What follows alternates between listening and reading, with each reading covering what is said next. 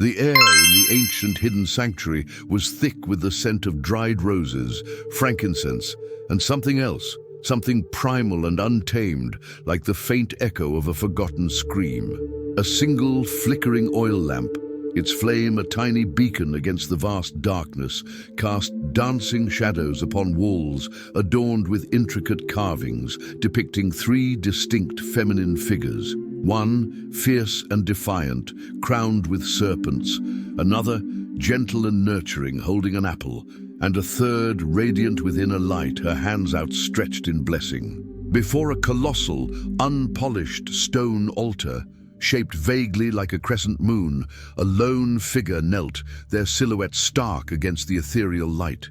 Their hands, delicate yet resolute, traced a single, recurring symbol etched into the stone, a triple spiral, intertwining the three feminine archetypes. As their fingers lingered, a low, resonant hum filled the space, a sound that seemed to emanate not from the air, but from the very core of the earth itself, and perhaps from within the kneeling figure. What sacred truth, deemed too powerful or too liberating, was meticulously censored from the foundational texts of humanity, and what profound shift in our understanding of the divine feminine does the suppression of Lilith, Eve, and Magdalene truly signify?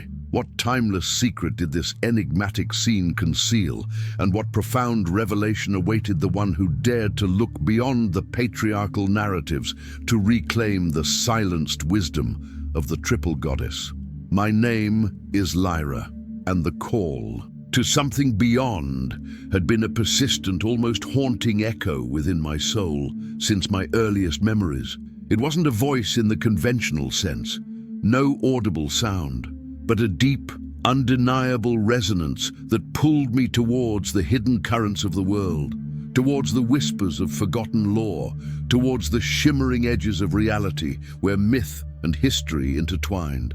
My journey began not in a grand temple or a bustling city, but in the quiet solitude of my own mind, in recurring dreams of vast ancient forests where women danced under a blood-red moon, their laughter echoing with untamed joy, followed by visions of a serene garden where life bloomed in abundance, and finally a desolate desert where a lone woman walked, radiating an unshakable inner peace. These visions were always accompanied by a profound sense of recognition, a deep knowing that the narratives I had been taught were incomplete, that something vital had been omitted, deliberately obscured. It was in an old, forgotten library, tucked away in the labyrinthine alleys of a bustling ancient city, its existence known only to a select few, that I stumbled upon a tattered, fragmented codex. Its pages, brittle with age and smelling of dried herbs and ancient ink, spoke of a triple goddess, a fundamental understanding of the divine feminine expressed through three distinct yet interconnected archetypes.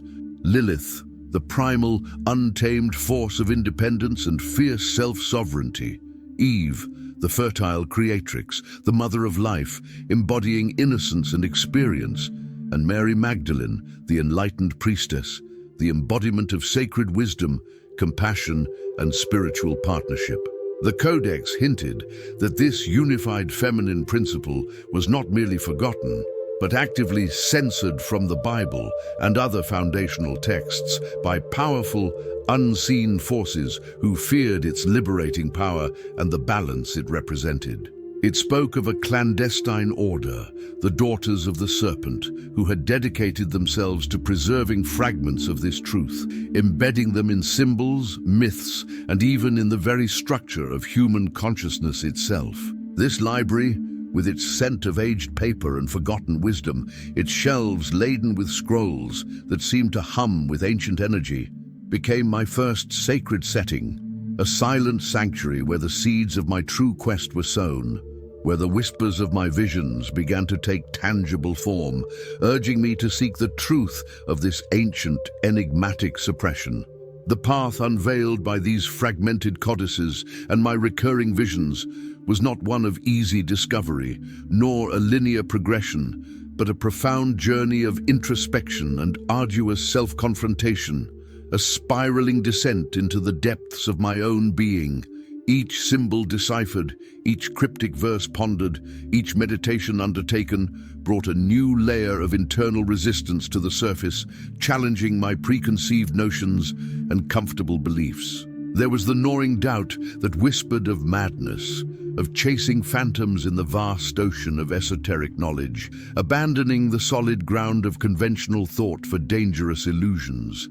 There was the profound fear of abandoning the comforting certainties of the known world, of severing ties with the familiar narratives of history and religion, of stepping into an abyss of the unknown.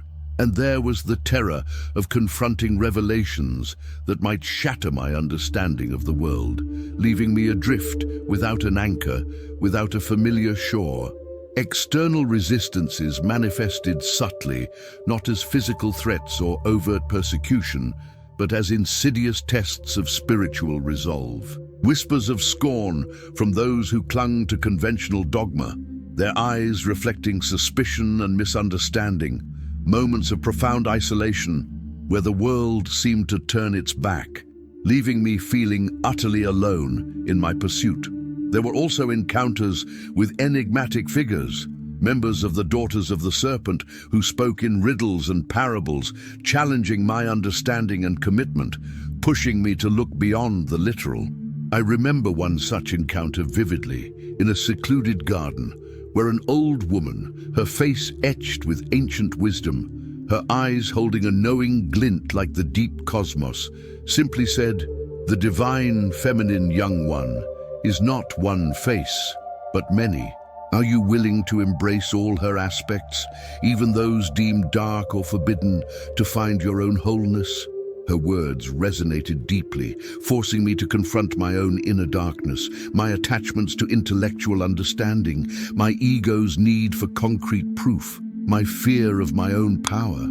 I learned of ancient entities, forces of patriarchal control and suppression, who sought to maintain a fragmented narrative, to keep humanity bound to a limited perception, to the cycle of ignorance and fear, by obscuring the true light of this sacred feminine truth. I understood that the perilous revelations that awaited those who dared to pierce their veil were not external dangers, but internal transformations, a stripping away of all that was false, a dismantling of inherited beliefs, a burning away of all that was not authentic. The journey was a series of profound losses, the loss of my simplistic understanding of history and theology, the loss of my fear of societal judgment, the loss of the self I had carefully constructed over a lifetime. Piece by painful piece. Each loss, however, brought a deeper understanding, a clearer vision of the path ahead, a sense of shedding old skin to reveal something more authentic, more ancient, more aligned with the universal consciousness. The deeper I delved, the more I felt the presence of Lilith, Eve, and Magdalene, not as distant mythical figures, but as living, breathing archetypes, their ancient wisdom and boundless power urging me forward, even as the fear tried to hold me back, preparing me for the ultimate revelation. The climax arrived in the heart of the ancient, hidden sanctuary, the very place where my journey had begun, a nexus point where the energies of Earth and cosmos converged. The air was now charged, almost electric, carrying the faint scent of ozone and ancient power, and the flickering oil lamp intensified its glow, casting vibrant, shifting colors across the carvings of the three feminine figures, illuminating them with an ethereal dance. In the center of the chamber, the colossal crescent moon altar began to pulse with an inner light, mirroring the symbol of the triple spiral, now glowing intensely. Around its edge, the ancient figures seemed to come alive, their inner cosmos expanding. As I knelt before the altar, my heart pounding with a mixture of awe and trepidation, a profound stillness descended, a silence so deep it seemed to absorb all sound, all thought. My hands, guided by an unseen force, rose instinctively, placing themselves upon the pulsing stone. As my fingers touched its warm surface, it resonated with my own heartbeat, and a wave of pure, incandescent light flooded my consciousness, not from an external source, but from within my very being. It was then that the truth, the profound revelation of Lilith, Eve, and Magdalene, the triple goddess the Bible censored, flooded my consciousness, not as a concept, but as a direct, visceral experience. I saw not a single historical event, but an unbroken lineage of wisdom, a sacred stream of consciousness flowing through all humanity, carefully encoded and passed down, waiting for this very moment. The triple goddess was the unified expression of the divine feminine, representing the full spectrum of womanhood and the sacred aspects of creation. Lilith, the untamed spirit, the first equal, banished for her defiance, representing sovereignty and primal power. Eve, the mother of humanity, the one who dared to seek knowledge, representing creation, experience, and the cycles of life. And Mary Magdalene, the enlightened partner, the Gnostic priestess, representing sacred wisdom, compassion, and spiritual transformation. The censorship was a deliberate act to fragment and diminish the feminine, to separate these aspects and demonize some, thereby controlling humanity's spiritual understanding and maintaining patriarchal dominance. The impact was overwhelming, a wave of pure, unadulterated truth that simultaneously shattered and rebuilt my entire being, dissolving all previous limitations and expanding my consciousness beyond measure. I felt a connection to every sentient being, to every star in the vast cosmos, to the very fabric of existence, a profound sense of belonging to something infinitely vast and ancient, yet intimately present. It was a revelation that transcended words, a direct communion with the source, a memory of a time when I, too, was part of that sacred knowledge, an emanation of the universal consciousness. Tears streamed down my face, not of sorrow, but of a profound, almost unbearable understanding, a recognition of a truth that had always resided within me, waiting to be awakened, to be remembered. The world I knew, the library, the ancient codices, my very identity, dissolved into this boundless truth, only to be reformed, imbued with a new, deeper purpose, a sacred mission to share this awakening. If you enjoy these kinds of stories, make sure to like this video, subscribe to our channel, and turn on the notification bell so you never miss any of our content. And tell us in the comments where you are watching from. We would love to know. The revelation, though profoundly illuminating and liberating, brought with it an immense sense of quietude, a solitude born of seeing beyond the veil, of perceiving the world through the eyes of this awakened inner wisdom. The world I had known, with its clamor and distractions, its superficial concerns and fleeting pleasures, now seemed distant, almost translucent, its illusions starkly apparent, yet no longer binding. I chose a period of profound contemplation, retreating from the bustling world and the company of others, seeking refuge in a secluded ancient forest, a place where the wind whispered ancient secrets through the leaves of colossal trees, and the dappled sunlight offered solace, its shifting patterns a constant reminder of the dynamic truth I had witnessed. There, under the boundless canopy of the forest, with the earth as my bed and the stars as my ceiling, I entered a state of deep meditation, a profound stillness that allowed the insights to integrate, to settle into the very core of my being, transforming me from the inside out. The forest became my sanctuary, the ancient trees my teachers, their silent strength reflecting the resilience of the spirit, the changing seasons my rhythm, mirroring the cycles of life and death, of awakening and slumber. I spoke in codes, in metaphors, to the rustling leaves and the flowing streams, to the silent stones and the soaring birds, attempting to translate the ineffable into something comprehensible, even if only to myself, knowing that the full truth was beyond human language, beyond the grasp of the rational mind.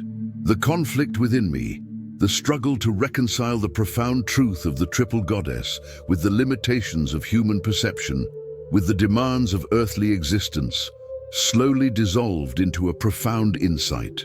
The external world is a reflection of the internal.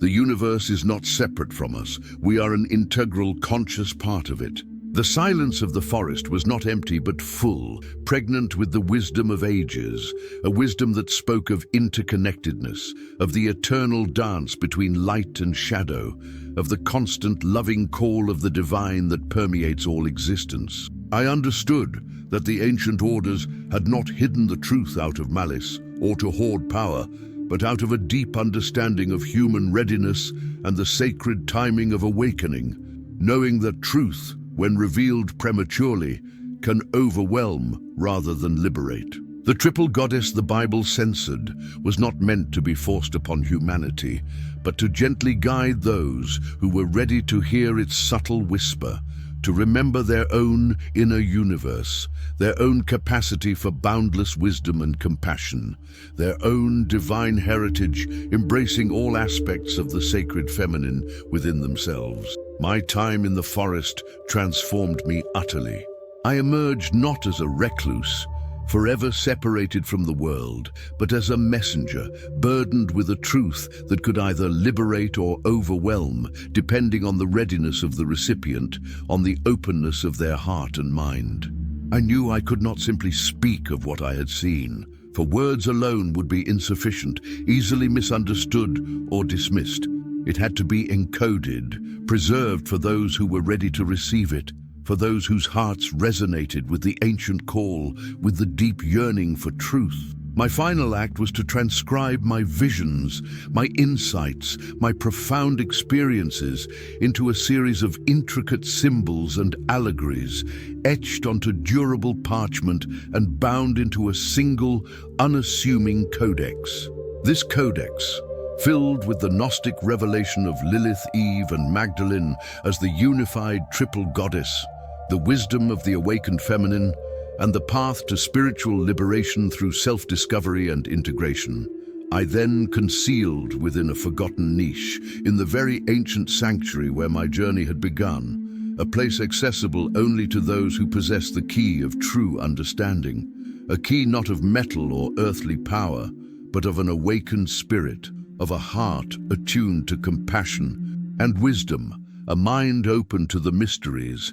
It was a legacy, a silent invitation to future generations to embark on their own journey of remembrance, to seek out the inner light, to cultivate boundless compassion, and to heed the voice that gently, persistently calls them home from the illusions of this world. I understood that the ultimate truth could not be given, could not be taught in a conventional sense, only discovered, only experienced, and that the revelation would unfold not through a single dramatic event, but through the gradual awakening of individual souls, one by one, until the collective consciousness remembered its divine origin, its true home, and the sacred feminine was fully honored once more, integrated into the tapestry of human evolution. And as the sun set over the ancient lands, casting long shadows across the forest, painting the sky with hues of violet and gold, one could almost hear the faint eternal hum of the universe, a whisper from the heart of existence itself, a symphony of wisdom and compassion, inviting all who dared to listen to remember their true, boundless origin and to follow the voice that calls them home. And if you like this story, you will definitely love the next one that's appearing on your screen. Don't forget to subscribe to our channel, leave your like, and activate the notifications. See you in the next one.